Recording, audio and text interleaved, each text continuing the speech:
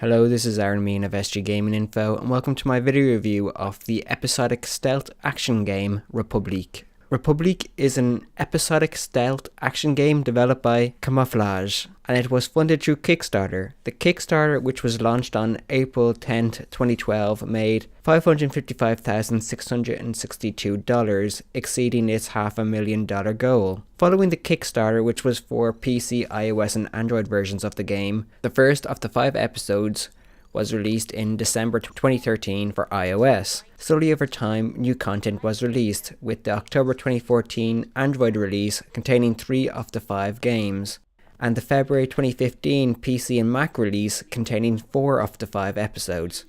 Now finally, in March 2016, we have all 5 episodes and a PlayStation 4 release. This review will focus on the PlayStation 4 version, which was published by NIS America. République is set in Metamorphosis, a totalitarian nation where books that don't conform to the overseer's beliefs are burned, and everyone is watched and tagged by an ever-present surveillance system. In this hellish nation, the game focuses on 390H, or as she calls herself, Hope. Hope wishes to escape from the controlling nation and see the world, but she can't do it alone, and so you, the player, must help her escape by using the nation's own surveillance system to guide her towards her goal. But the task isn't an easy one, as you must complete puzzles and make sure that none of the numerous patrolling guards find her.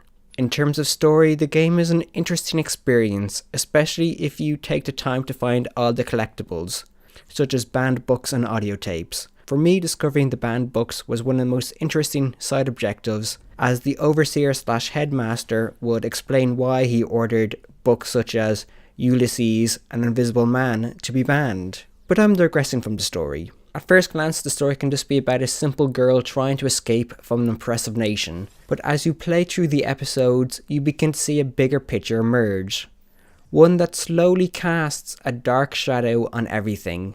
But the size of the shadow is really determined by how deep the player delves into the collectible realm. Because while the game explains that the story is about a man who wants to control information, this story is simply the game's cliff notes, and the collectibles help create the overall story. If you're a fan of story, I recommend replaying République numerous times, as all the collectibles help piece together the true sinister meaning behind Metamorphosis. Speaking of replay value, the game isn't overly long, as each episode takes between 2 to 2.5 hours to complete. Now, while the concept and story are interesting, the game is let down a bit in the gameplay department. The idea that you play a mysterious person who can jump from camera to camera, scan the environment, and guide the helpless Hope to her goal is pretty solid, but there is a nagging issue I discovered early on, and that is, if the nation is heavily monitored by security cameras, how can Hope get around without getting spotted? It is an issue that really tore me out of the experience. This issue is made worse when, in one of the latter episodes, the guards start using the cameras in an attempt to find you. Yes, I know it is a contrivance created by the game, but once you notice this glaring issue, it never really goes away. So what other gameplay elements are there besides guiding Hope around the room and keeping her hidden from the patrolling guards?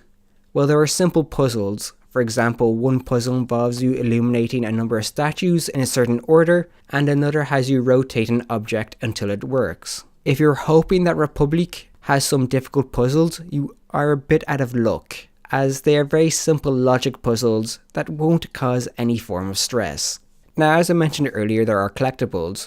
Well, they have a separate purpose, and that is the fact they help you unlock skills. To gain skills, you need to find a computer and sell the information you have collected to a data broker, and in return you can buy skills that, for example, pings the location of guards, and the ability to predict the path a guard will take. Before I finish talking about the gameplay, there are 3 important points I need to mention. Firstly, you have the ability to hack into certain areas, but hacking uses up your battery life, which you can regain by finding a charging station. Secondly, there is a form of combat.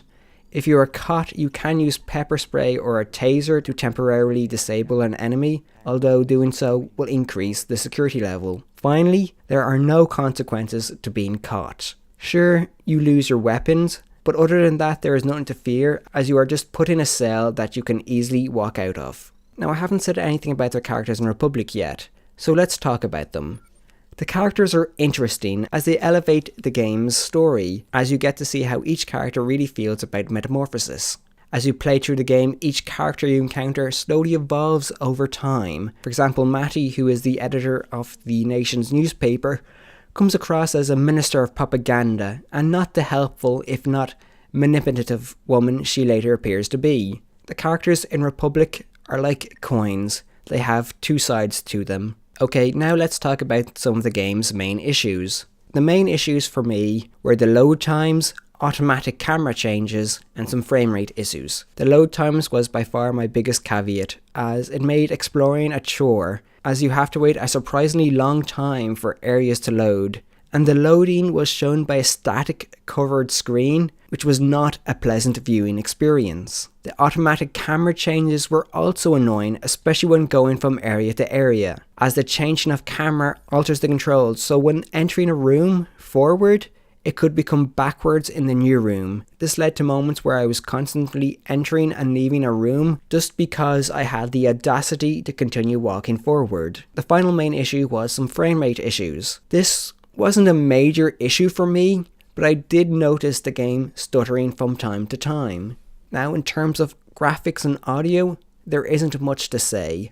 The game runs at a crisp 1080p, and the music is incredibly soothing and blends into the game rather well. In some cases, it blended so well, I never really noticed it. So, in conclusion, République is a stealth action game set in an interesting totalitarian world. While the world is incredibly interesting, the gameplay is somewhat boring and it lacks any major challenge. With that said, I give République a score of 8 out of 10, with the game's pros being intriguing world, exploration is rewarded, has a relatively strong replay value, and not all characters are who they first appear to be. And the game's cons are no immediacy to the gameplay and long load times. Thank you for watching. Please like, favorite, and subscribe. For more gaming information, please visit sggaminginfo.com. And don't forget to like our Facebook page at facebook.com/sggaminginfo. And follow us on Twitter at sggaminginfo.